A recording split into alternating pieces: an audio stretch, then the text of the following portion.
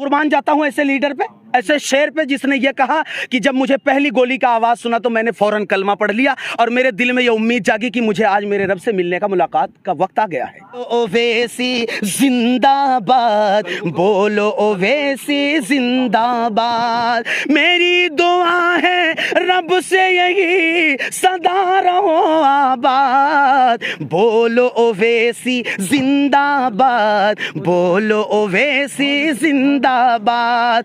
तो अगर हम किसी को बाकायदा खुद शूटर अगर निशाना किसी को लगाए और अगर उसकी मौत ऊपर से नहीं लिखी हुई है तो पूरी दुनिया एक तरफ हो जाए मारने के लिए, और अगर अकेले का अगर अल्लाह ना चाहता हो तो शायद उसका कोई बाल बाका नहीं कर सकता। ये हमारे बैरिस्टर असदुद्दीन ओवैसी का ईमान की बात है कि गीता का करे अदब हम, कुरान का करो तुम, कुरान का करो तुम, गीता का हम अदब करें, कुरान का करो तुम, मिलजुल के सभी मसले को आसान करेंगे, झगड़ाना कभी हिंदू मुसलमान करेंगे।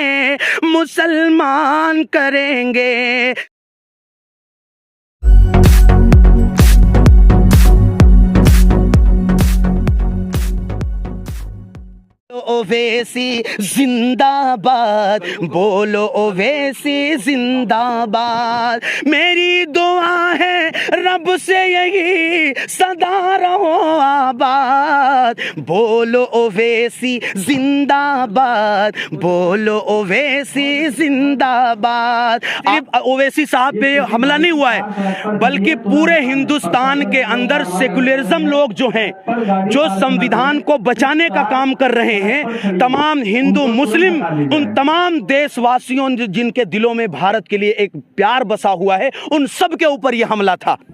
मैं ये मैसेज पहुंचाना चाहता हूं कि देखिए, जो ये योगी सरकार कहती है ना कि देश से गुंडा राज खत्म हो गया, भैया मुझे योगी आदित्यनाथ जी आप बताइए ना कि अगर गुंडा राज खत्म हो गया तो वहां गोली चलाने वाला जो है उसका जो पूरा बायोडाटा निकाला गया वो आपके बीजेपी से ही कौन? समाजवादी पार्टी के समर्थक तो कह रहे हैं ये ड्रामा था, ये ढोंग था, खुद करवाया था पॉलिटिकल माइलेज लेने के लिए। देखिए मेरी सुनिए बात, आप इससे पता लगा लीजिए कि जिस बैरिस्टर असदुद्दीन ओवैसी को कुछ लोग ये इल्जाम लगा रहे हैं कि उनको Z+ सिक्योरिटी की वजह से क्या पता उन्होंने साजिश ना की हो, लेकिन मैं पूछना चाहता हूं तमाम भारत की आवाम से जो हमारी आवाज सुन रही है, अगर उन्हें अपनी एक फैसिलिटी चाहिए होती थी तो फिर वो Z+ सिक्योरिटी क्यों हटाते?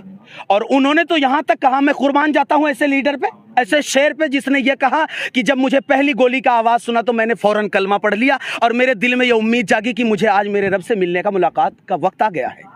ऐसे लीडर, मैं अगर ये हादसा किसी अन्य पार्टी के किसी कार्यकर्ता के साथ हुआ होता तो शायद Z+ सिक्योरिटी शायद वो मना ना करता। वो तो उनका ख्याल ये है कि पब्लिक के साथ, एक पब्लिक के साथ मैं शाना बशाना जुड़ के चलने के लिए काम करूं। समाजवादी पार्टी जो ये प्रोगंडा रच रही है कि जी वो अपने क्या नाम है ये जानबूझ के उन पे साजिश करवाई गई, मैं पूछना चाहता हूं कि क्या अगर असदुद्दीन ओवैसी के सीने पे गोली लग जाती उसके बाद आप खुश होते? उसके बाद आप ये मानते कि शायद ये क्या नाम है हमला क्या नाम गैरों ने करवाया है?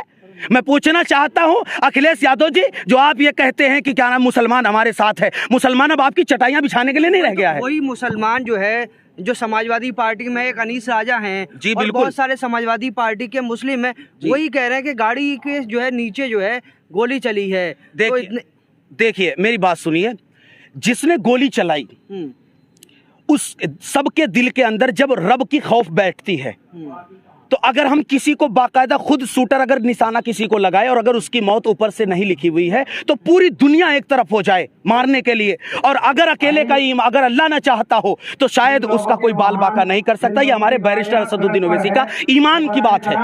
तो जो लोग इस तरह की बात कर रहे हैं उनको क्या मैसेज देना चाहेंगे? मैं उनको ये मैसेज देना चाहता हूं कि आप अपने दिल पे हाथ रख के बताइए, खुदा ना खास्ता अगर वो शूटर आपके सामने होते और आपकी गाड़ियों पे अगर इस तरह गोलियां चलाई गई होती तो आप अपने दिल पे हाथ रख के बताओ कि आपके दिल की क्या आवाज निकलती।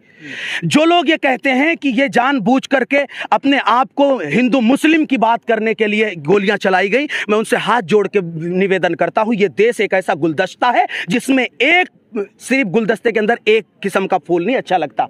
हमारा देश ऐसा है, हमारे असदुद्दीन ओवैसी साहब के एक दिल की एक आवाज़ है कि ऐसा गुलदस्ता है हिंदुस्तान जिसमें हर तरह के फूल हों, जिसमें से भिन्न भिन्न तरह की खुशबुएं आती हों। हम तो सबको साथ लेके सबका विकास के लिए हम निकले हैं। हमारी ये जो लोग ये चाहते हैं ना कि मुसलमानों की पार्टी है, मैं पूछना चाहता हूँ माननीय अखिलेश यादव जी, आपको ऊपर बुला रहे हैं।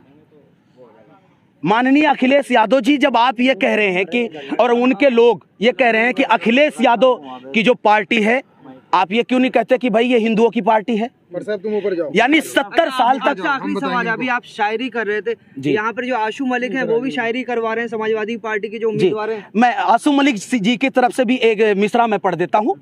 अभी उनके कुछ दिन पहले उनके यहाँ एक शायर है, एक लड़का है जो नज्म पढ़ रहा है, जी। उसने ये अशार कहा था कि मोदी जी तो चाहते हैं कि श्री राम को लाएंगे, अखिलेश भैया चाहते हैं कि राम को लेके आएंगे। तो उस मिसरे के लिए मैं ये पूछना चाहता हूँ कि तुम हराना किसको चाहते हो? भाई वो भी श्री राम जी की बात कर रहे हैं और वो भी श्री राम जी की बात कर रहे हैं, तो आप हरा रहे हो किसको? क्योंकि हमारे लिए माननीय श्री राम जी भी हमारे लिए एक भगवान के समान हैं। हमने एक मिसरा पढ़ा था और वो मिसरा ये था जी कि गीता का करे अदब हम, कुरान का करो तुम, कुरान का करो तुम। गीता का हम अदब करे, कुरान का करो तुम।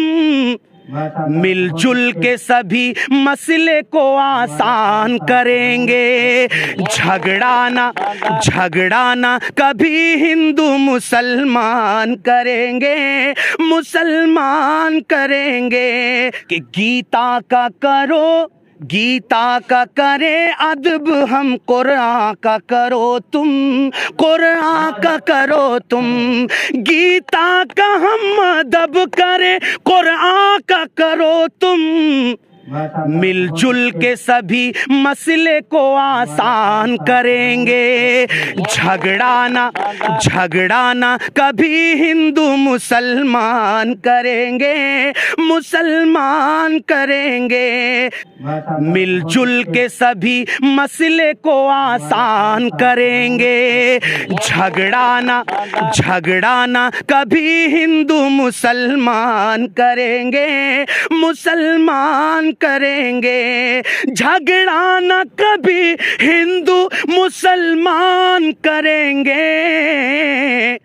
लेकर के असद सबको सम्मान करेंगे। बहुत बहुत शुक्रिया आप लोगों का।